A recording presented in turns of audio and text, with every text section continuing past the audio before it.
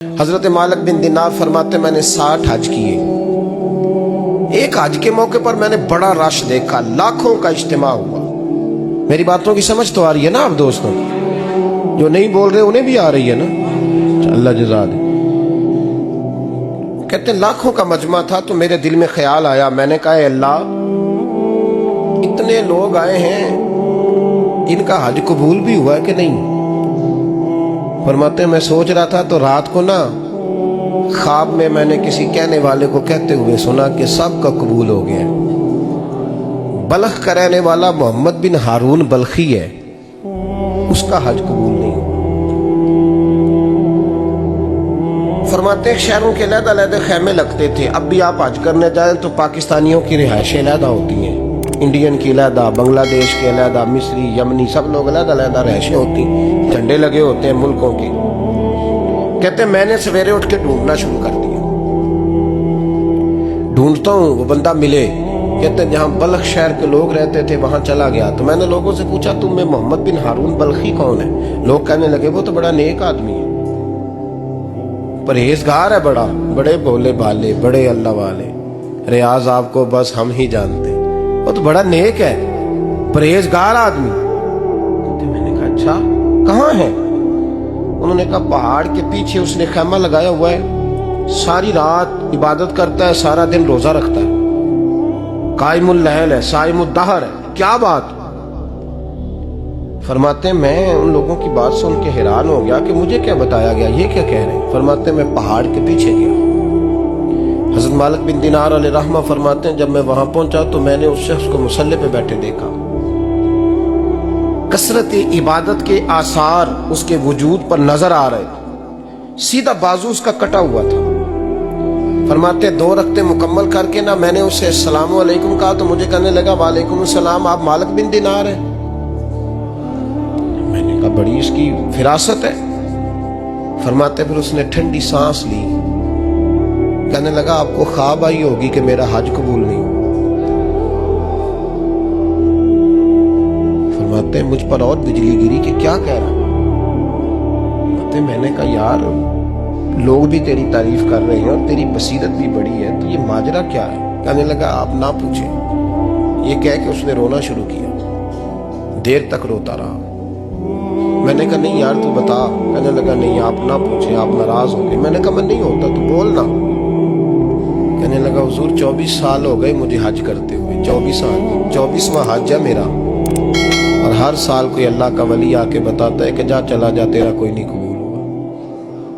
बेपरवाही वेख सज्जन दी जिथे किसे दी पेश न जावे, उन्हें ताजा वाले दर दर रोले ते मंगतियां तख्त बिठावे। आजम किसे नु कारा मिलदा ही कोई काबे खाली आवे। कहते हैं उसने मुझे कहा हुजूर 24वां हज है, हर साल कोई बताता है। मैंने कहा तेरी गलती। कहने लगा मैं अपनी माँ का नाफरमान। मैंने कहा वाकया क्या हुआ? कहने लगा हजरत अल्लाह ने मुझे दौलत दी, माल दिया, जमीनें दी तो मैं अय्याश हो गया। इमाम मालिक बिन दिनार रहमतुल्लाह अलैह फरमाते मुझसे कहने लगा पैसे आए तो मैं अय्याश हो गया। रमजान का महीना था, असर के बाद मेरी अम्मा इफ्तारी की तैयारी कर रही थी, मैं गया, मैंने कहा शराब पी हुई, अम्मा रोटी दे, तो अम्मा कहने लगी शर्म कर, शर्म कर, रोजा रखा नहीं तो जिन्होंने रखा है उनका तो ख्याल कर। कहते अम्मा की बात का मुझे गुस्सा लगा। मैं कहा करता हूं बदनसीब है वो बेटा जिसका बाप उससे बात करते हुए डरता है कि पता नहीं कहां से बोलेगा। बदनसीब नहीं वो बेटा जिसकी माँ उससे बात करते हुए सहम जाती है कि पता नहीं कौन सी बोली बोलेगा। बदनसीब नहीं कि माँ बाप भी जिससे खोल के बात ना कर सके। हजरत मालिक बिन दिनार से कहने लगा अम्मा ने जब कहा ना शर्म कर तो मुझे गुस्सा आया, मैंने माँ को थप्पड़ मारा और मेरी माँ जलते हुए तंदूर में गिरी। लोगों ने मुझे पकड़ के अंदर बंद कर दिया कमरे में।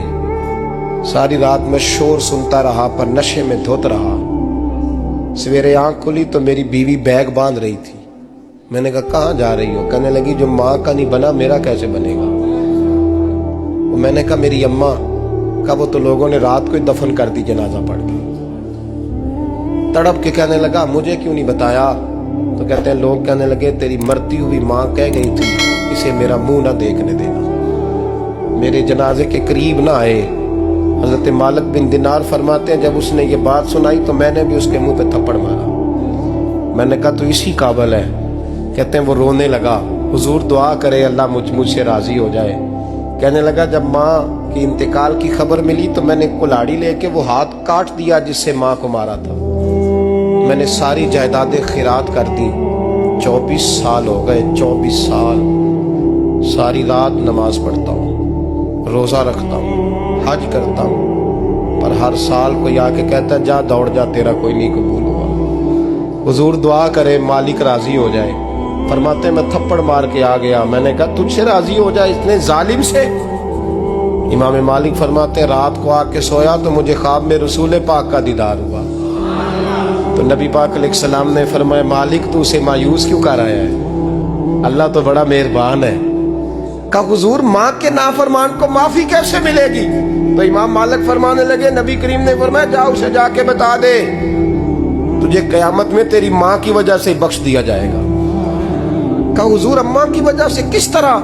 तो महबूब फरमाने लगे इसकी माँ कयामत में इसके खिलाफ मुकदमा दायर करेगी रब करीम की अदालत में। ए अल्लाह मैंने 9 माह पेट में रखा, दर्द सह के इसे जना, जिगर का खून पिला के पाला और इसी ने मुझे कत्ल किया।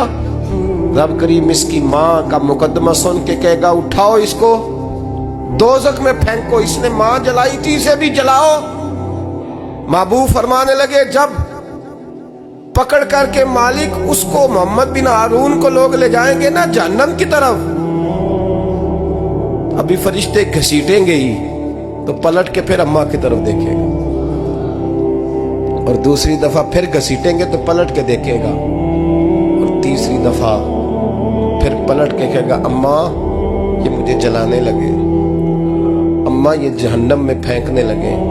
मेरे हबीब फरमाने लगे वो जल के मरने वाली माँ वहां भी बोल पड़ेगी, कहेगी या अल्लाह चल मैंने माफ किया तू भी माफ कर दे।